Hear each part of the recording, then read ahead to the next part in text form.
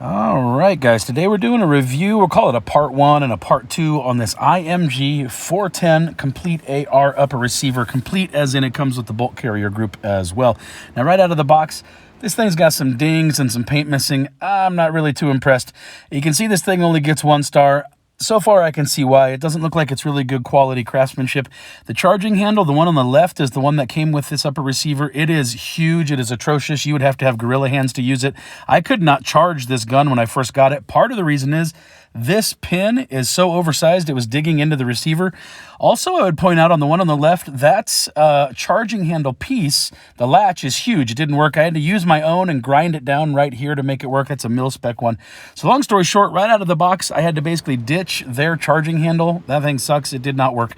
Threw it in the trash and used my own and just ground down that little spot. So right out of the box, first thing I see is this goofy looking proprietary bolt carrier group. What is that? The finish on that does not look very good, I gotta be honest. This is a Turkish weapon, and for what it's worth, I guess that should be taken into consideration as part of like the fit and finish of the rifle. Now, I would also say the way you're seeing the bolt carrier group right now, that is after I've already disassembled and worked this thing over once. That's why you see wear marks on here. When I first got this upper, it would not cycle. You could not open the action, and after mortaring this thing like 15 times, it opened. It would close, it wouldn't open again. Part of the reason was that terrible charging handle and that goofy pin through there. But again, we had some problems with this bolt carrier group. Let's drive that pin out. Let's get the firing pin out. There's the cam pin, normal stuff. Here's where it starts to get a little wonky. There's this extra piece. That's actually your ejector right there, guys. That little weird round tubular piece with the long spike on it, that's the ejector. I don't know, is that a normal thing? But this piece right here, the cam pin, this cam pin is what caused me to have so many problems. I had to actually take the finish off of there and smooth that out completely in order for that bolt carrier to work like it should. The problem I was having is that cam pin had so much like finish and like, I don't know, whatever it was, gunk on it. It wouldn't allow the bolt inside of the bolt carrier to actually reciprocate backwards. So the spring-loaded bolt wouldn't move when I first got it. I had to break it down. I had to literally take some sandpaper and clean off that cam pin in order to get that thing working. Here we're just doing a basic clean out of the proprietary bolt carrier group.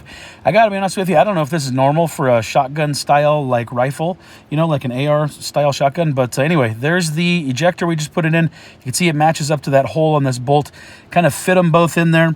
And then the main thing is make sure your ejector is in the right place compared to your extractor. Find the hole for the cam pin. This is a very tight fit. Even after I've cleaned up the irregularities on that cam pin, still have a very hard time getting it to fit in there. One other point of note, while you have this thing right here, it'd be good to note which way is, straight or up and down, left, right. It just helps when you're aligning that cam pin because it's a blind pin. And when you're trying to put your firing pin through, if it's not straight, it's not going to go in right. So anyway, get your firing pin back in, get this pin in. Obviously, I'm going to get it started here and then put it in with a hammer. And now I have it in. This firing pin, or excuse me, the bolt carrier group should be spring-loaded. When you push on it, it should go back and forth. When I first got the gun, that bolt carrier group did not move. It wouldn't like reciprocate back and forth. And really, long story short, guys, this thing is not really impressing me right out of the box.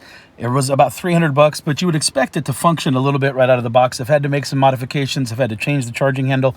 I've had to remove the cam pin from the bolt carrier group and grind that thing down very lightly, very gently around the edges just to get that thing to work. So anyway, stick around for part 2. We're going to take a look at the barrel shroud, the handguard, and the gas system, just kind of see how that operates and what we need to do from there.